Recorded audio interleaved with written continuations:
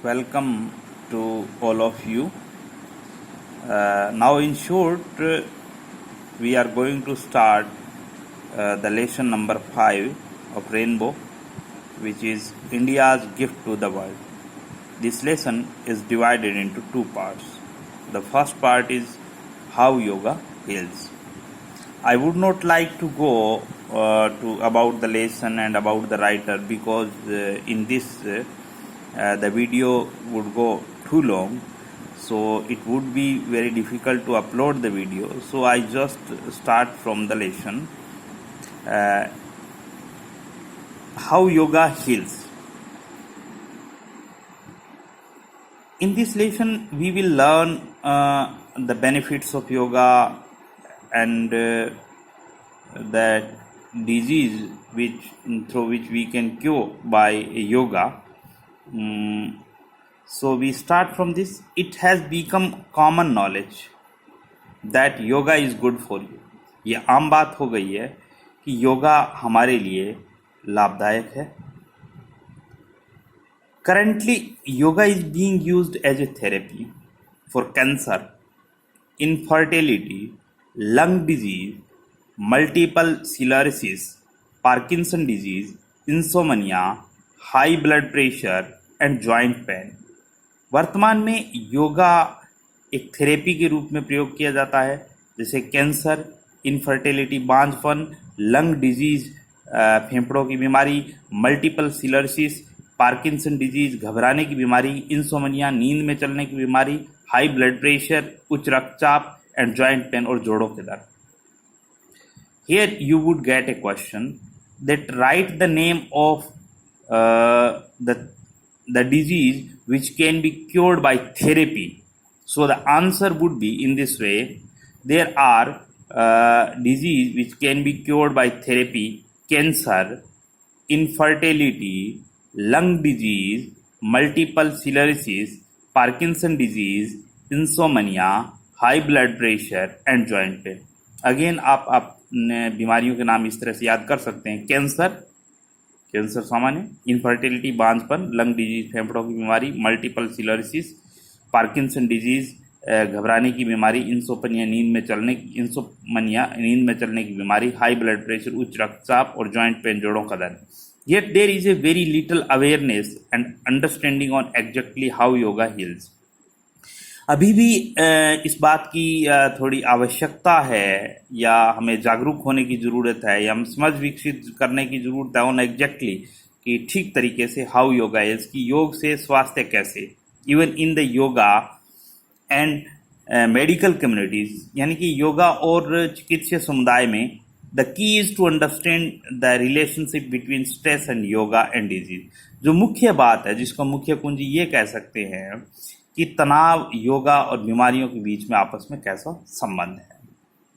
तो इस पैसेज में एक ही प्रश्न बनता है कि राइट द या mention the name of the disease which can be cured by योग थेरेपी. योग थेरेपी से ठीक होने वाली बीमारियों के नाम, जैसा कि आप देख पा रहे हैं: cancer, infertility, lung disease, multiple sclerosis, Parkinson disease, insomnia, high blood pressure and joint pain.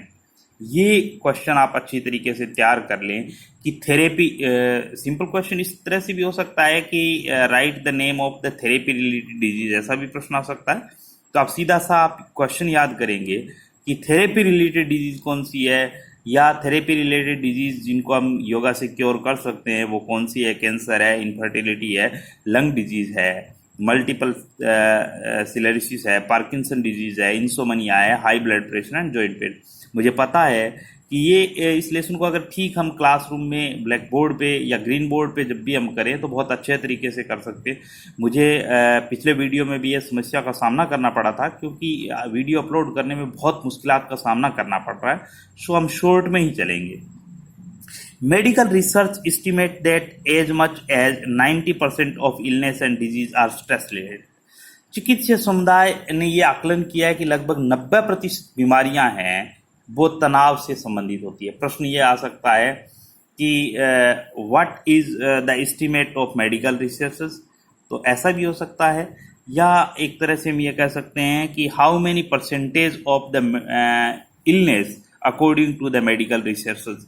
तो मेडिकल रिसर्चेस के अनुसार कितने % बीमारियां हैं वो एक तरह से स्ट्रेस रिलेटेड होती है, या किसी भी तरह की लैंग्वेज थोड़ी चेंज हो सकती है कि mention the stress related disease, या how many percentage of the disease estimated in medical researches which are stress related।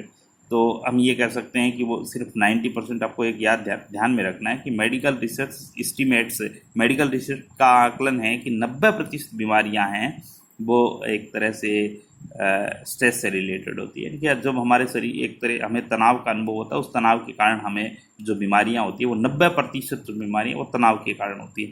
A few of many disease and condition, कुछ ऐसी बीमारियां और कैसे कुछ ऐसे हालात है that have been linked to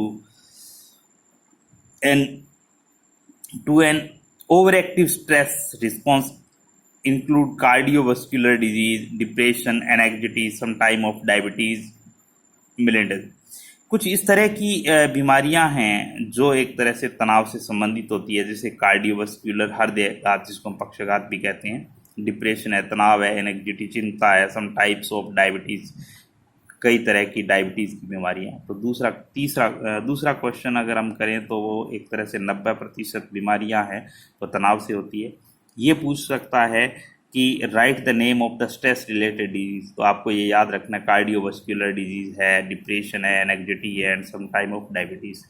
इस चैप्टर में हम अभी तक यानी कि 3 क्वेश्चन कर पा रहे हैं, एक तो थेरेपी रिलेटेड डिजीज और एक percentage of the disease which are related to stress, और उसके बाद में जो क्वेश्चन है वो ये है कि the disease which are stress related, जो बीमारियां तनाव के कारण होती है वो ये है कार्डियोवास्कुलर डिजीज है, डिप्रेशन है, एंग्जाइटी है and some time of diabetes. तो आप इतना करें।